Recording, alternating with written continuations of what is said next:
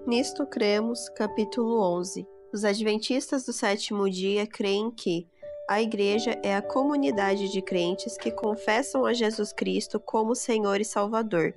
Em continuidade do povo de Deus, nos tempos do Antigo Testamento, somos chamados para fora do mundo e nos unimos para prestar culto para a comunhão, instrução na palavra, para a celebração da ceia do Senhor, para o serviço a toda a humanidade e para a proclamação mundial do Evangelho. A Igreja recebe sua autoridade de Cristo, o qual é a palavra encarnada, e das Escrituras, que são a palavra escrita.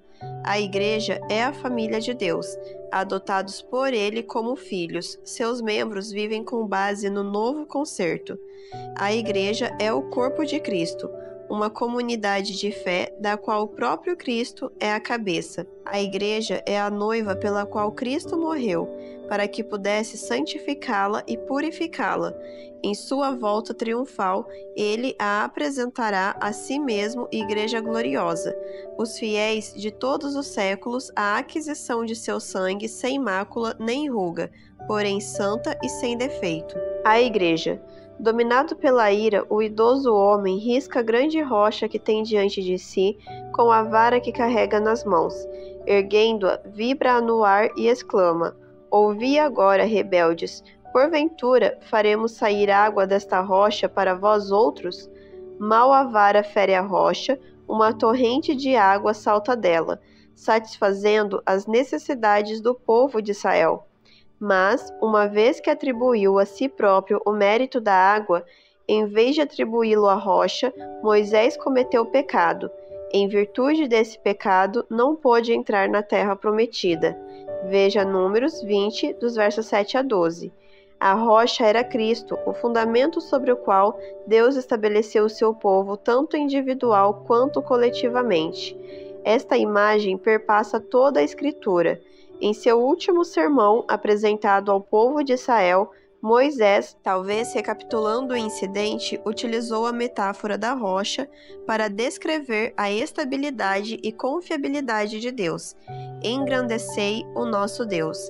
Eis a rocha, suas obras são perfeitas, porque todos os seus caminhos são juízo. Deus é fidelidade e não há nele injustiça. É justo e reto. Deuteronômio 32, versos 3 e 4. Séculos mais tarde, Davi ecoou o mesmo tema, seu Salvador, visto como a rocha. De Deus depende a minha salvação e a minha glória. Estão em Deus a minha forte rocha e o meu refúgio. Salmos 62, 7. Isaías utilizou a mesma imagem para falar do Messias vindouro. Eis que eu assentei em Sião uma pedra, pedra já provada, pedra preciosa, angular, solidamente assentada. Isaías 28:16. Pedro testificou que Cristo preencheu esta predição, não na qualidade de pedra comum, mas de pedra que vive, rejeitada sim pelos homens, mas para com Deus eleita e preciosa. 1 Pedro, capítulo 2, verso 4. Paulo identificou como o único fundamento seguro, dizendo: porque ninguém pode lançar outro fundamento além do que foi posto, o qual é Jesus Cristo. 1 Coríntios 3:11.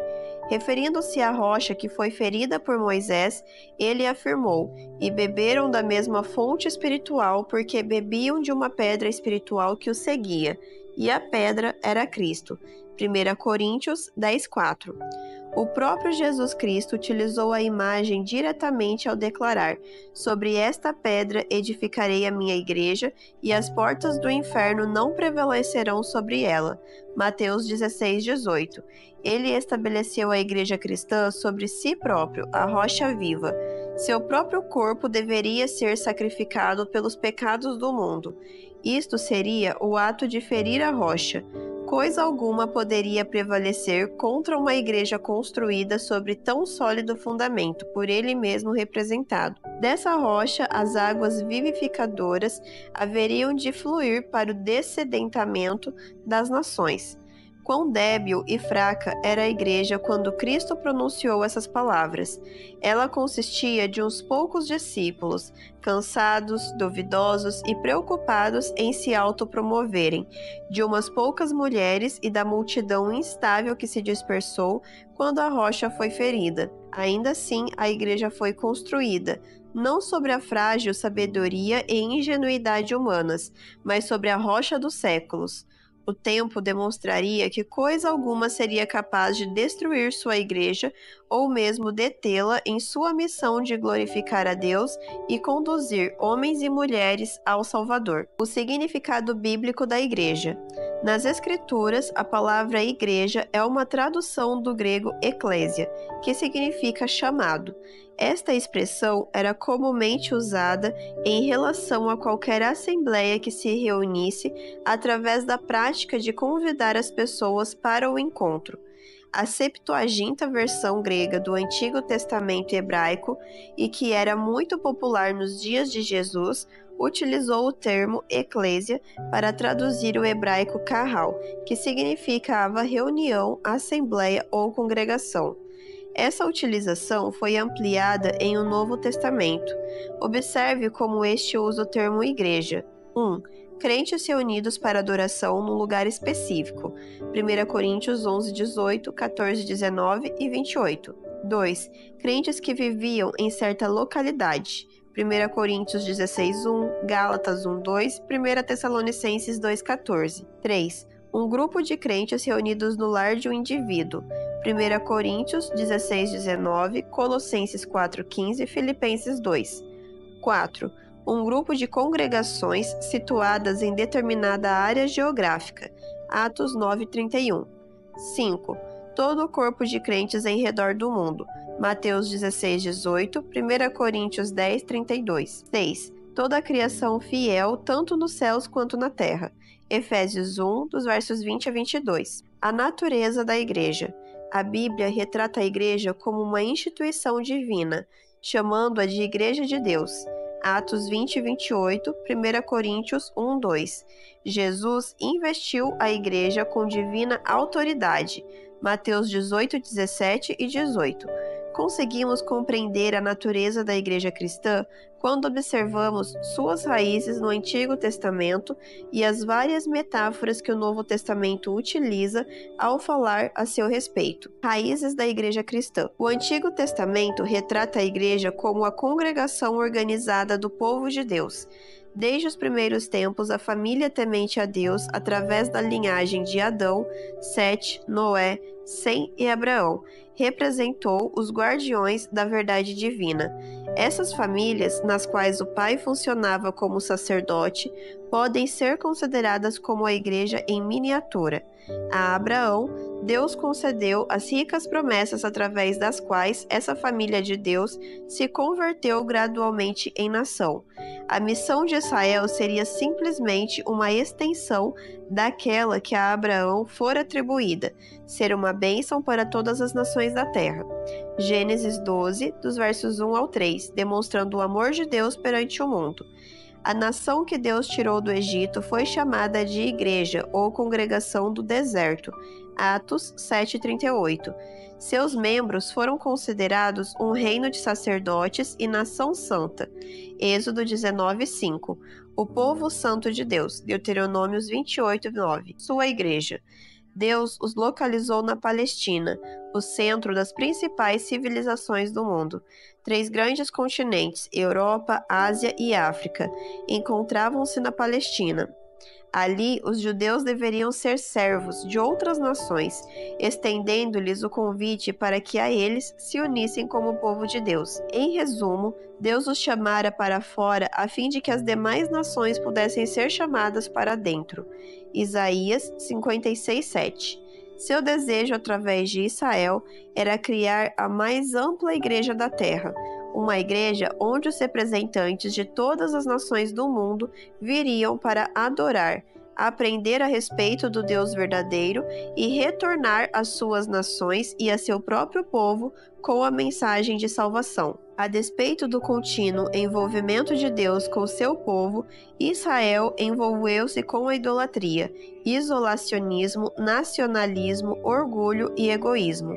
O povo de Deus fracassou no desempenho de sua missão. Com a vinda de Jesus, Israel foi colocado sobre uma linha divisória. O povo de Deus esperava o Messias que viria para libertar a nação, mas não o Messias que os libertasse de si mesmos. Na cruz, a bancarrota do Israel espiritual tornou-se evidente. Ao crucificarem a Cristo, demonstraram externamente a decadência que graçava no íntimo, quando clamaram: "Não temos rei, senão César."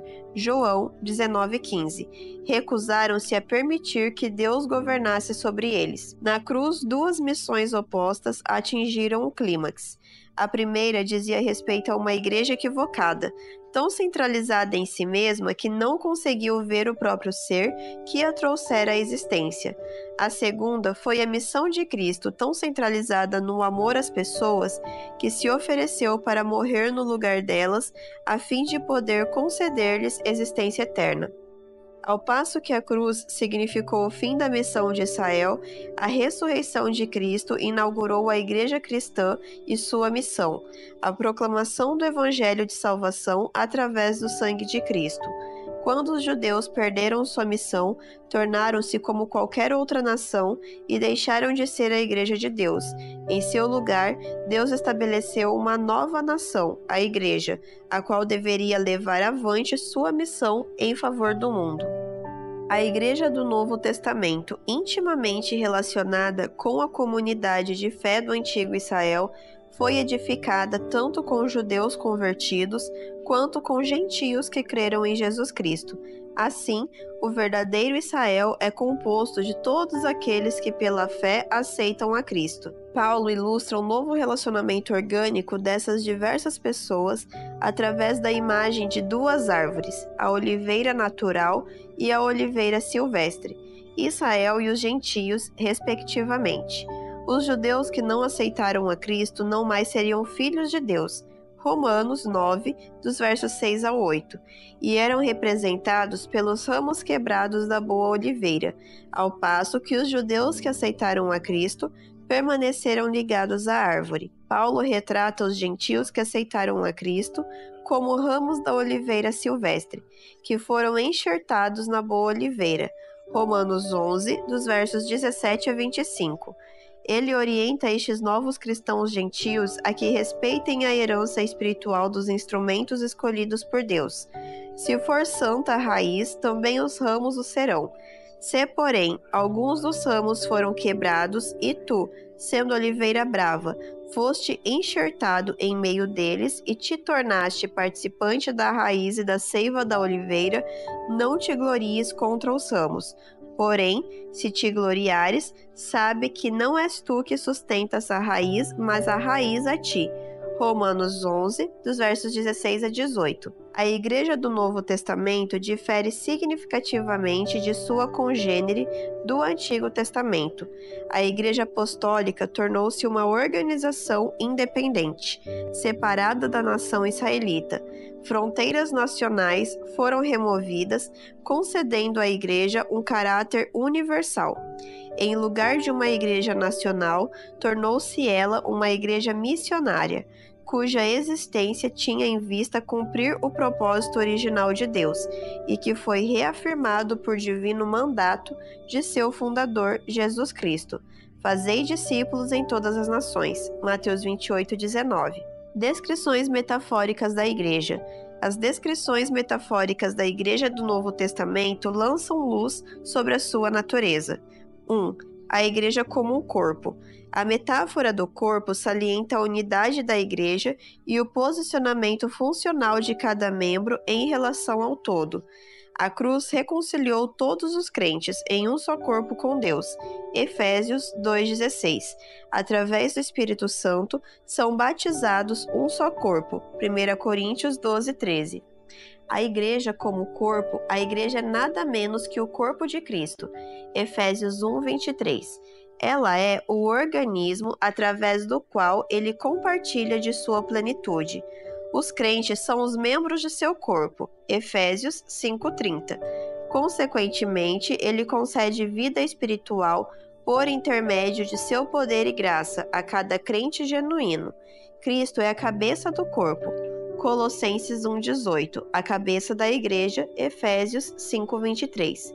Em seu amor, Deus concedeu a cada membro de sua igreja corpo pelo menos um dom espiritual, que habilita o membro a desempenhar uma função vital. Da mesma forma como cada órgão é vital para todo o corpo, o completo êxito da missão da igreja depende do funcionamento de cada um dos dons espirituais concedidos aos membros. Quão bom pode ser um organismo sem o coração? Quanto perde ele de sua eficiência na falta de um olho ou de uma perna? Se os membros não desenvolverem seus dons, a igreja será morta, ou cega, ou pelo menos aleijada. Contudo, há que se observar que esses dons especiais distribuídos por Deus não constituem um fim em si mesmo. 2. A igreja como um templo. A igreja é o edifício de Deus, o templo de Deus, no qual habita o Espírito Santo. Jesus Cristo é o seu fundamento e a pedra angular. 1 Coríntios 3, versos 9 a 16, Efésios 2:20. Esse templo não é uma estrutura morta, antes apresenta crescimento dinâmico. Assim como Cristo é a pedra viva no dizer de Pedro, assim os crentes são pedras vivas que constituem a casa espiritual. 1 Pedro, capítulo 2, dos versos 4 a 6. O edifício ainda não foi completado. Novas pedras vivas estão sendo agregadas constantemente ao templo, que está sendo edificado para a habitação de Deus no Espírito. Efésios 2:22. Paulo insiste em que os crentes utilizem os melhores materiais de construção desse templo, de modo que ele possa suportar o teste de fogo do dia do juízo. 1 Coríntios 3, dos versos 12 a 15. A metáfora do templo enfatiza tanto a santidade da congregação local quanto a da igreja no seu todo. O templo de Deus é santo, diz Paulo. Se alguém destruir o santuário de Deus, Deus o destruirá. 1 Coríntios 3,17. Alianças íntimas com os descrentes são contrárias ao seu sagrado caráter, observa Paulo, e dessa forma deveriam ser eliminadas. Pois que sociedade pode haver entre a justiça e a iniquidade? Que ligação há entre o santuário de Deus e os ídolos? 2 Coríntios, capítulo 6, dos versos 14 e 16. Este conselho aplica-se tanto às relações comerciais quanto a relações matrimoniais. A igreja deve ser mantida em grande respeito, pois ela é o objeto do mais sublime interesse de Deus. 3. A igreja como noiva. A igreja é representada como noiva e o Senhor como noivo. O Senhor se compromete solenemente a desposar-te-ei comigo para sempre. Desposar-te-ei comigo em justiça e em juízo, e em benignidade e em misericórdia. Oséias 2,19. Outra vez ele assegura: eu sou o vosso esposo. Jeremias 3,14. Paulo utiliza as mesmas figuras. Tenho-vos preparado para vos apresentar como virgem pura a um só esposo, que é Cristo. 2 Coríntios 11:2. O amor de Cristo por sua igreja é tão profundo e duradouro que ele, a si mesmo, se entregou por ela. Efésios 5:25. Ele efetuou esse sacrifício para que a santificasse, tendo-a purificado por meio da lavagem de água pela palavra. Efésios 5:26. Através da santificadora influência da verdade encontrada na palavra de Deus, João 17:17, e da purificação que o batismo provê, Cristo pode purificar os membros da igreja, removendo suas vestes imundas e vestindo-os com as roupas de sua perfeita justiça.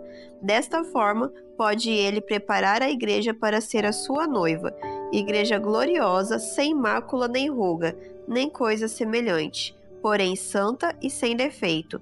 Efésios 5:27. A plena glória e esplendor da igreja não serão vistos até o retorno de Cristo. 4. A Igreja como Jerusalém Celestial. As Escrituras identificam a cidade de Jerusalém como Sião. Ali, Deus habita no meio de seu povo. Salmos 9:11. É de Sião que provém a salvação. Salmos 14:7. Esta cidade deveria ser a alegria de toda a terra. Salmos 48:2. O Novo Testamento vê a Igreja como a Jerusalém lá de cima, a contrapartida espiritual de Jerusalém terrestre. Gálatas 4:26. Os cidadãos desta Jerusalém possuem sua cidadania no céu. Filipenses 3:20. Eles são os filhos da promessa, que são nascidos segundo o Espírito e desfrutam da liberdade pela qual Cristo os tornou livres. Gálatas 4, versos 28 e 29, 5:1. Os cidadãos dessa cidade não mais se encontram sob a escravidão de serem tentados a buscar a justificação pela lei. Gálatas 4:22. Através do Espírito, eles almejam avidamente a esperança da justiça pela fé. Compreendem que em Cristo Jesus é a fé que opera pelo amor, que lhes confere a cidadania. Aqueles que são partes dessa gloriosa multidão têm chegado ao Monte Sião e à cidade do Deus vivo, a Jerusalém celestial e a incontáveis hostes de anjos e a universal assembleia e igreja dos primogênitos arrolados nos céus. Hebreus 12, versos 22 e 23. 5. A igreja como uma família. A igreja nos céus e na terra é considerada como uma família. Efésios 3:15. Duas metáforas são utilizadas para descrever de que forma as pessoas se juntam a esta família. Adoção, Romanos 8:14 a 16, Efésios 1:4 a 6, e novo nascimento, João 3:8. Por intermédio da fé em Cristo, aqueles que foram batizados não mais são escravos, mas filhos do Pai Celestial. Gálatas 3:26 a 4 a 7. Que vivem com base no novo concerto. Agora eles pertencem à família de Deus. Efésios 2:19, a família da fé. Gálatas 6:10. Os membros dessa família dirigem-se a Deus como Pai. Gálatas 4:6. E relacionam-se uns com os outros como irmãos e irmãs. Tiago 2:15, 1 Coríntios 8:11, Romanos 16:1. Pelo fato de haver conduzido a muitos para dentro da igreja, Paulo referiu-se a si próprio como um pai espiritual. Eu, pelo Evangelho, vos gerei em Cristo Jesus. 1 Coríntios 4:15. Dirigiu-se àqueles que trouxera para a igreja como meus amados filhos. 1 Coríntios 4:14. Uma característica especial da igreja como família é o companheirismo. Companheirismo cristão. Koinonia, em grego, não é meramente socialização, e sim cooperação no Evangelho. Filipenses 1:5.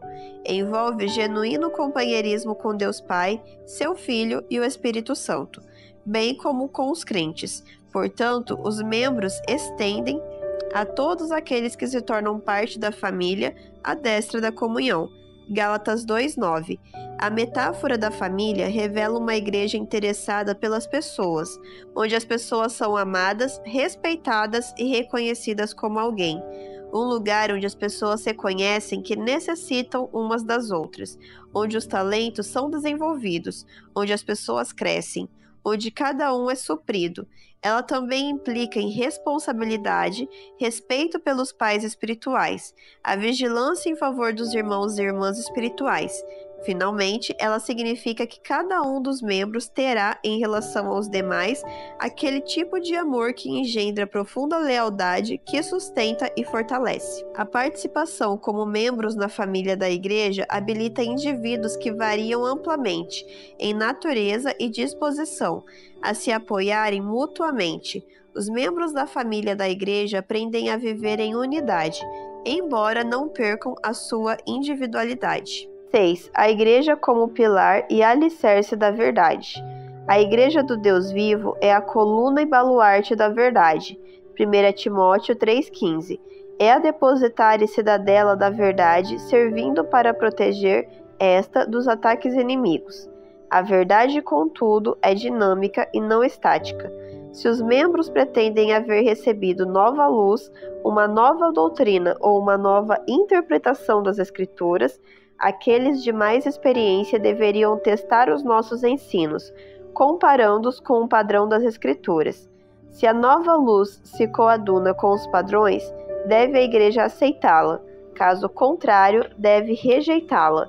Todos os membros deveriam submeter-se a esse julgamento, baseado na Bíblia, pois na multidão de conselhos há segurança. Provérbios 11:14.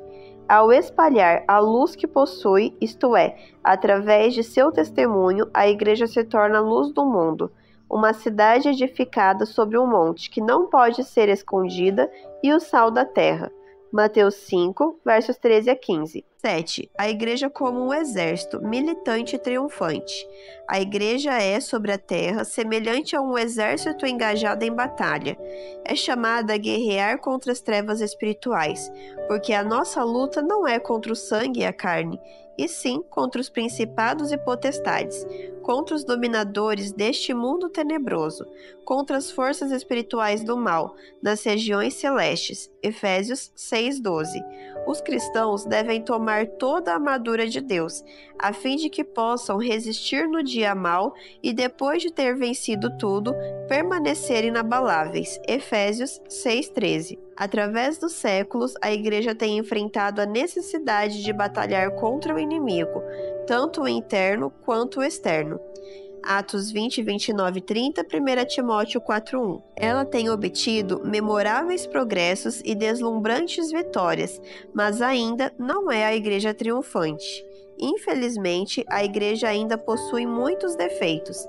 Através de uma outra metáfora, Jesus explanou as imperfeições existentes na Igreja.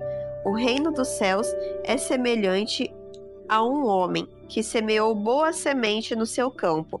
Mas, enquanto os homens dormiam, veio o inimigo deles, semeou o joio no meio do trigo e retirou-se. Mateus 13, versos 24 e 25. Quando os servos pretenderam arrancar as ervas daninhas, o fazendeiro lhes disse que, ao tentarem eliminar o joio, poderiam também arrancar junto com ele o trigo. Portanto, sua orientação foi: deixai-os crescer juntos até a colheita. Mateus 13, versos 29 e 30. Joio e trigo crescem juntos no mundo. Enquanto Deus conduz os convertidos para a Igreja, Satanás traz para dentro dela os inconversos. Esses dois grupos influenciam todo o corpo. Um deles trabalha em favor da purificação, o outro em favor da corrupção. O conflito entre esses grupos dentro da Igreja continuará até a colheita, por ocasião do segundo advento. A guerra externa da Igreja, por sua vez, ainda está em pleno andamento. Tribulações e lutas estão à frente, sabendo que pouco tempo lhe resta. Satanás se acha grandemente irado contra a Igreja de Deus. Apocalipse 12, 12 e 17. E trará contra ela um tempo de tribulação, qual nunca houve desde que existem nações. Mas Cristo interferirá em favor de seu povo fiel, o qual será livrado, todo aquele cujo nome for encontrado no livro. Daniel 12:1. Jesus nos garantiu que aquele que perseverar até o fim, esse será salvo. Mateus 24:13. Por ocasião do retorno de Cristo, emergirá a Igreja triunfante. Naquela ocasião, ele estará apto a apresentá-la a si mesmo, Igreja gloriosa. Os fiéis de todos os tempos, os comprados por seu sangue, sem mácula nem ruga, porém santa e sem defeito. Efésios 5:27. A Igreja visível e invisível. Os termos visível e invisível têm sido utilizados para distinguir dois aspectos da Igreja sobre a Terra. As metáforas que analisamos anteriormente aplicam-se particularmente à Igreja visível. 1. A Igreja visível. A Igreja visível é a Igreja de Deus organizada para o serviço. É ela que preenche a grande comissão de Cristo no sentido de levar o Evangelho a todo o mundo. Mateus 28, dos versos 18 a 20, e prepara as pessoas para o seu glorioso retorno.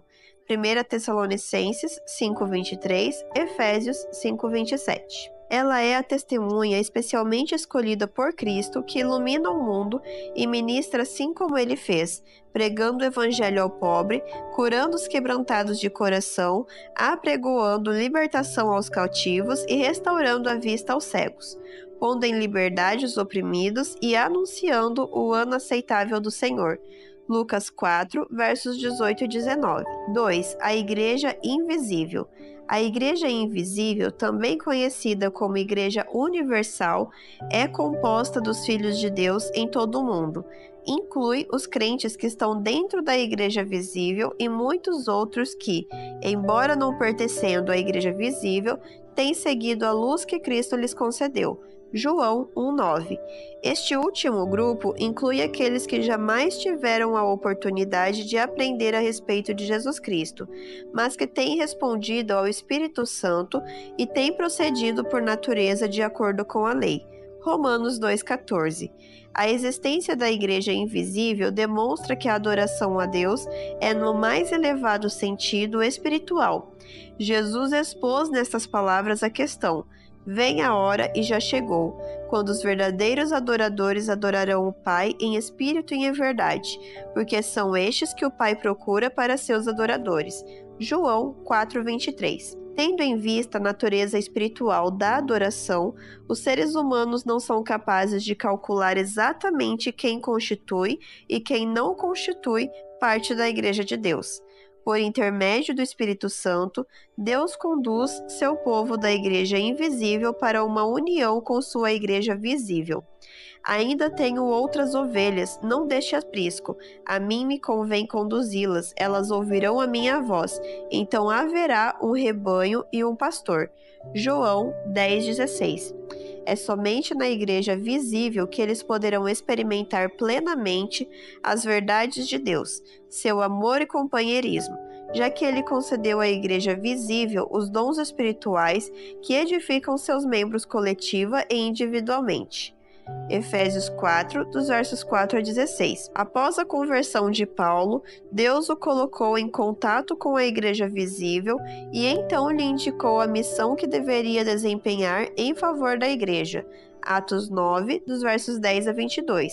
Da mesma forma, pretende ele hoje conduzir seu povo para a Igreja Visível, caracterizada pela lealdade aos mandamentos de Deus e pela posse da fé de Jesus, de modo que todos possam participar no término de sua missão sobre a terra. O conceito de igreja invisível tem abrangido também a união das igrejas do céu e da terra, Efésios 1, 22 e 23, e a igreja escondida durante tempos de perseguição, Apocalipse 12, versos 6 e 14. A organização da igreja. A ordem de Cristo para que o evangelho fosse levado a todo mundo envolve também a nutrição espiritual daqueles que uma vez aceitaram o evangelho. Os novos membros devem ser estabelecidos na fé e deve-se lhes ensinar o uso dos talentos concedidos por Deus no desempenho de sua comissão, uma vez que Deus não é de confusão, antes deseja que todas as coisas sejam feitas com decência e ordem.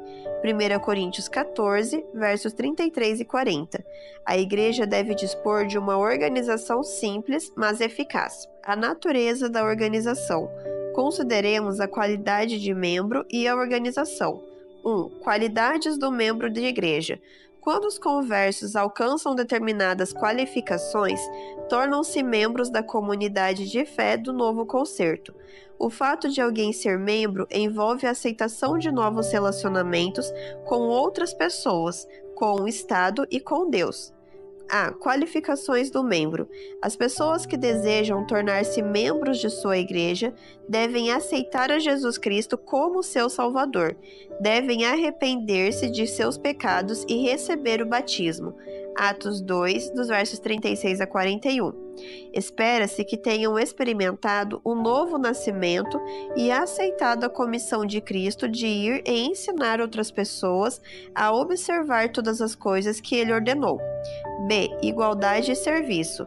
Em harmonia com a declaração de Cristo de que vós todos sois irmãos e o maior dentre vós será vosso servo, os membros são orientados a se relacionarem uns com os outros com base na igualdade. Por outro lado, devem compreender que seguir o exemplo de Cristo significa que necessitam ministrar em favor das necessidades de outros, conduzindo-os ao Mestre. C. Sacerdócio de todos os crentes. Mediante o ministério de Cristo no santuário celestial, a eficácia do sacerdócio levítico chegou ao fim. Agora, a Igreja se tornara sacerdócio santo. 1 Pedro 2,5. O apóstolo prosseguiu: Vós, porém, sois raça eleita, sacerdócio real, povo de propriedade exclusiva de Deus, a fim de proclamardes as virtudes daquele que vos chamou das trevas para a sua maravilhosa luz. 1 Pedro 2,9. Essa nova ordem. O sacerdócio de todos os crentes não autoriza cada indivíduo a pensar, crer e ensinar o que bem lhe parece, sem consideração para com o corpo de crentes. Significa que cada membro da igreja possui a responsabilidade de ministrar a outros em nome de Deus e de comunicar-se diretamente com ele sem a necessidade de qualquer intermediário humano. Aqui é enfatizada a interdependência dos membros da igreja, tanto quanto a sua independência. Esse sacerdócio não estabelece distinções qualitativas entre clérigos e leigos, embora deixe espaço para diferenças de funções entre estas duas categorias. D. Obediência a Deus e ao Estado. A Bíblia reconhece a mão de Deus no estabelecimento dos governos e exorta os crentes a respeitarem e obedecerem às autoridades civis. Aquele que tem nas mãos a autoridade civil é ministro de Deus para o teu bem, para castigar o que pratica o mal. Portanto, os membros da igreja devem pagar a todos o que lhes é devido, a quem tributo, tributo, a quem imposto, imposto, a quem respeito, respeito, a quem honra, honra. Romanos 13, versos 4 e 7. Em suas atitudes para com o Estado, os membros são orientados pelo princípio de Cristo. Dai, pois, a César o que é de César e a Deus o que é de Deus. Mateus 22, 21. Mas se o Estado interferir nos mandamentos divinos, o primeiro dever de obediência deve ser exercido para com Deus. Os apóstolos disseram: antes importa obedecer a Deus do que aos homens. Atos 5, 29. 2. A função principal da organização da igreja.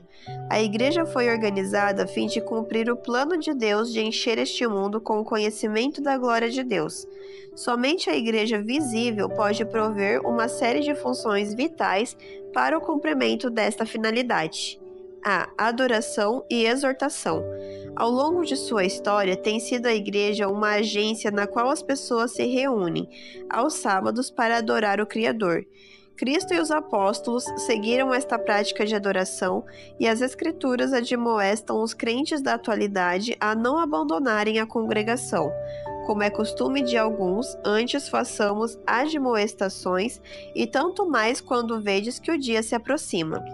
A adoração congregacional traz ao adorador refrigério, encorajamento e alegria. B. Companheirismo cristão. Por intermédio da igreja, as mais profundas necessidades de companheirismo dos membros individuais são satisfeitas. Cooperação no Evangelho, Filipenses 1,5, transcende todas as demais relações, pois provê relacionamento íntimo com Deus e também com os outros da mesma fé. 1 João 1,3. Instrução nas Escrituras. Cristo entregou à igreja as chaves do reino dos céus. Estas chaves são as palavras de Cristo. Todas as palavras da Bíblia, mais especificamente, incluem a chave do conhecimento, referente a como entrar no reino do céu. As palavras de Jesus são espírito e vida para aquele que as recebe, trazem a vida eterna. Quando a igreja proclama as verdades bíblicas, essas chaves da salvação possuem o poder para ligar e desligar, para abrir e fechar o céu, uma vez que elas declaram os critérios pelos quais as pessoas são recebidas ou rejeitadas, salvas ou perdidas. Portanto, a proclamação do Evangelho por parte da igreja libera aroma de vida para a vida ou cheiro de morte para a morte. 2 Coríntios 2,16. Jesus conhecia a importância de viver de acordo com toda a palavra que procede da boca de Deus. Mateus 4,4. Somente ao assim proceder pode a Igreja cumprir o mandado de Jesus, de ensinar a todas as nações a observância de todas as coisas que eu vos tenho ordenado. D. Administração das ordenanças divinas. A Igreja é o instrumento de Deus para administrar as ordenanças do batismo, rito de entrada na Igreja, e da ceia do Senhor e lava-pés. E. Proclamação mundial do Evangelho. A Igreja organizada para a missão de serviço a fim de cumprir o papel em relação ao qual Israel fracassou, conforme observamos na vida do Mestre, o maior serviço que a Igreja provê ao mundo é o pleno comprometimento com a ordem de levar o Evangelho a todas as nações. Mateus 24,14, sob o poder do batismo do Santo Espírito.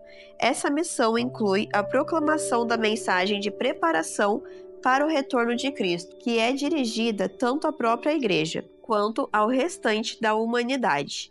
O governo da Igreja. Após a ascensão de Jesus, a liderança da Igreja repousou nas mãos dos apóstolos. O primeiro ato organizacional, em conselho com os demais crentes, foi a eleição de outro apóstolo para assumir o lugar de Judas. Atos 1, dos versos 15 a 26.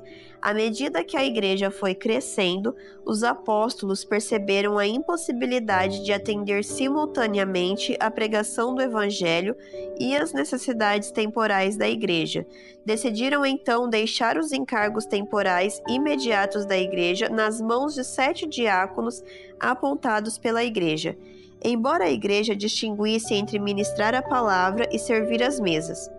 Atos 6, dos versos 1 ao 4, não fez nenhuma tentativa no sentido de separar o ministério do corpo de leigos no desempenho da missão eclesiástica.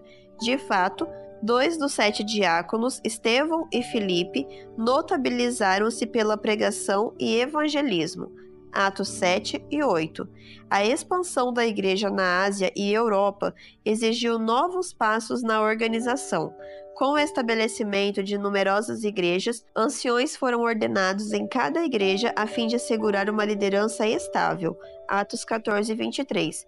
Quando uma crise mais ampla se desenvolvia, as partes envolvidas tinham direito de levar suas posições a um concílio geral, composto pelos apóstolos e anciãos, que representavam a igreja em geral. As decisões do concílio eram vistas como se aplicando a todas as partes, e eram aceitas como representativas da voz de Deus.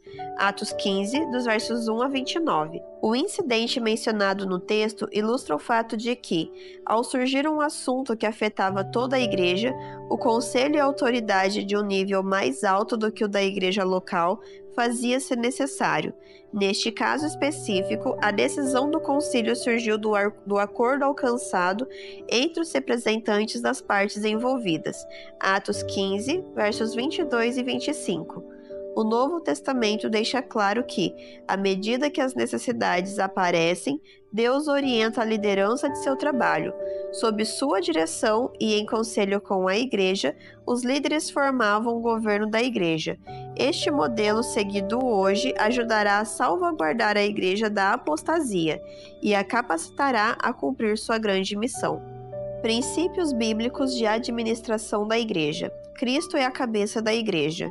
A liderança de Cristo sobre a Igreja está baseada primeiramente em sua obra de mediação.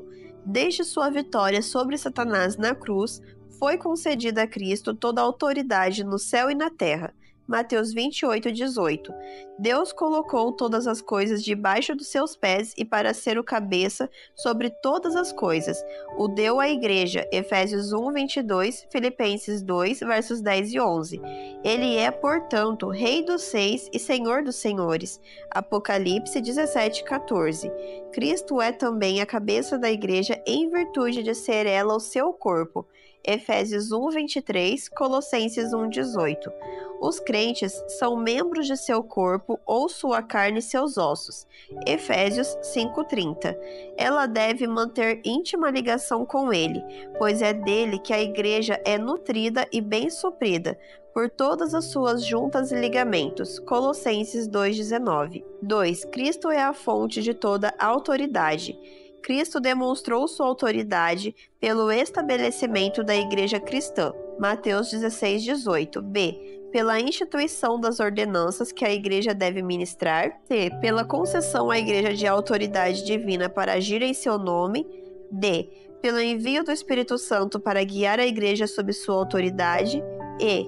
Pela concessão dentro da igreja de certos dons especiais, de modo que alguns indivíduos pudessem funcionar como apóstolos, profetas, evangelistas, pastores e professores, de modo a preparar os membros para o serviço e para edificar o corpo de Cristo, até que este atinja a unidade da fé e experimente a plenitude de Cristo. Efésios 4, dos versos 7 a 13.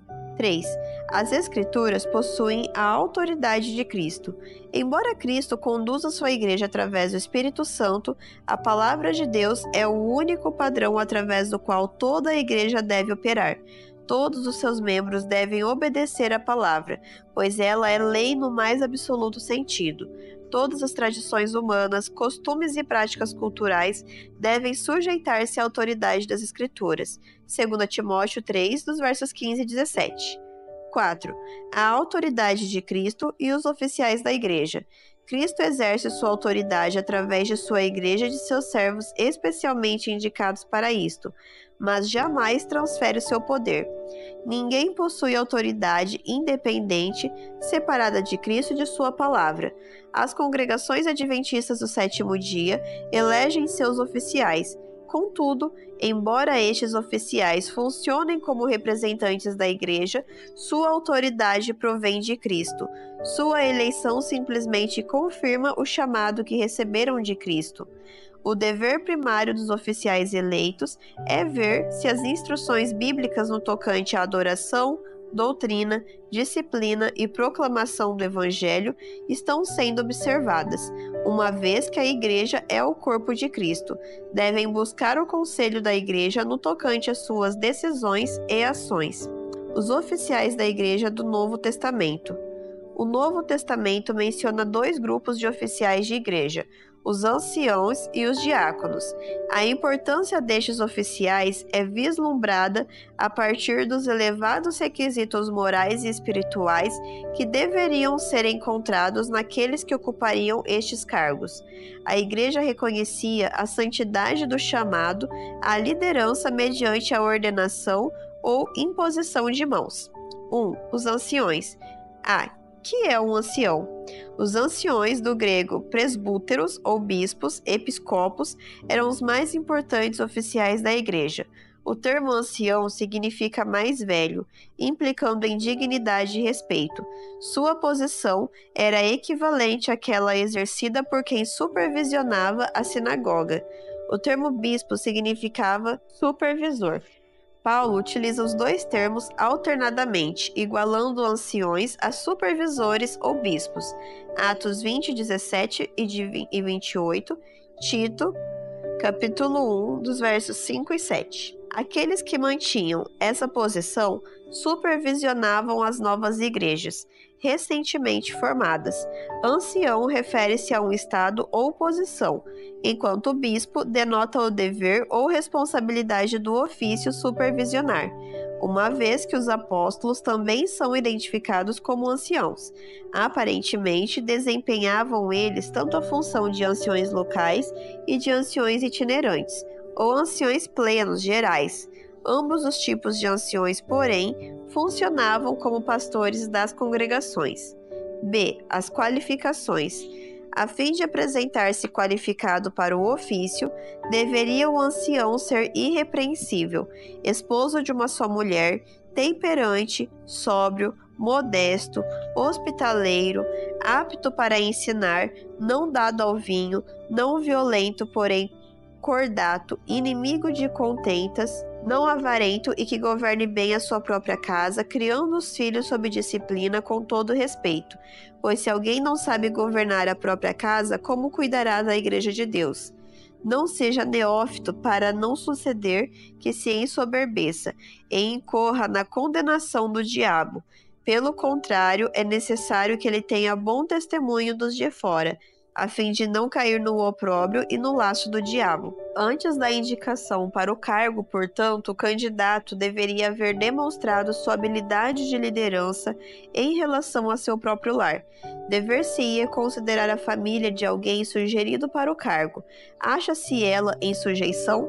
Consegue o homem governar sua própria casa com honra?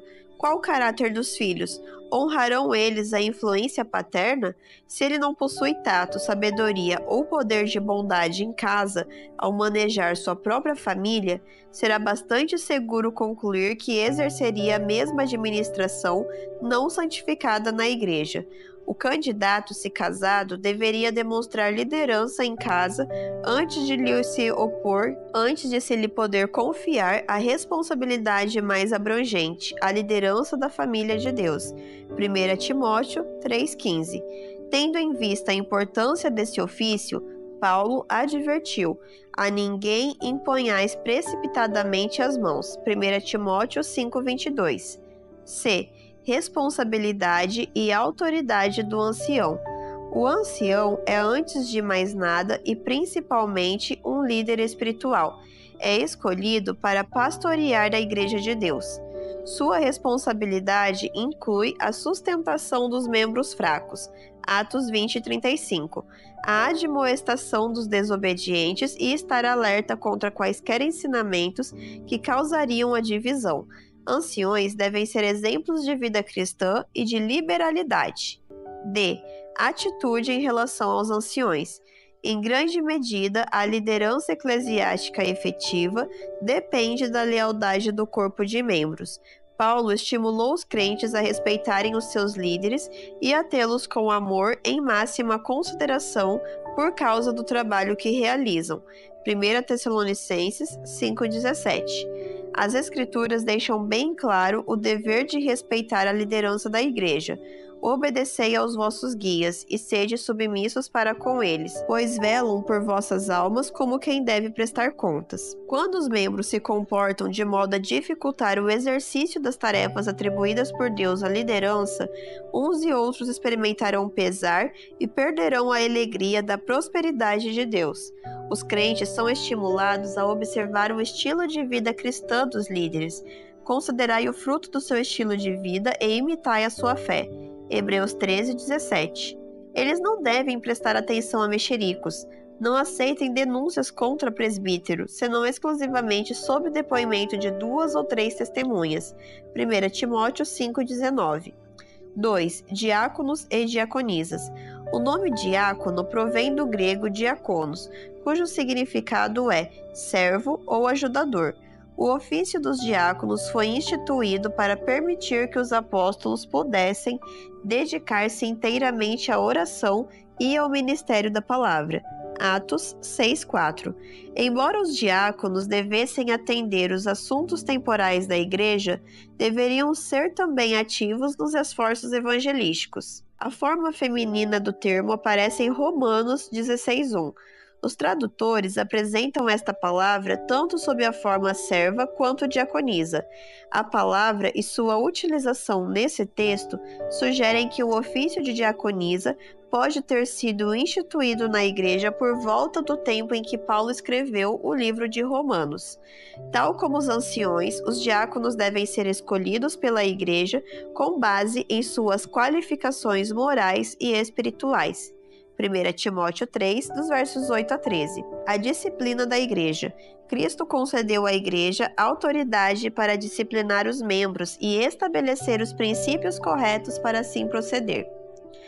Ele espera que a Igreja implemente estes princípios sempre que necessário, a fim de manter o amorável chamado que ela recebeu, para ser sacerdócio santo e nação santa. Por outro lado, deve a Igreja preocupar-se em fazer com que o membro errante compreenda sua necessidade de arrependimento e mudança.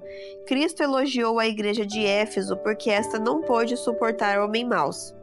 Apocalipse 2:2. Ao mesmo tempo que repreendeu a igreja de Pérgamo porque ela tolerou aqueles que ensinavam e praticavam coisas erradas. O mesmo aconteceu com a igreja de Tiatira.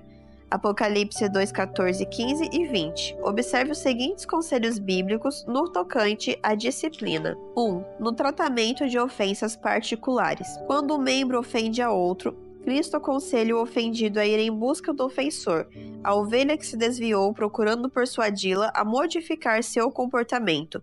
Se não for bem sucedido, deve o irmão empreender uma segunda tentativa, acompanhado de 2 ou 3 testemunhas imparciais.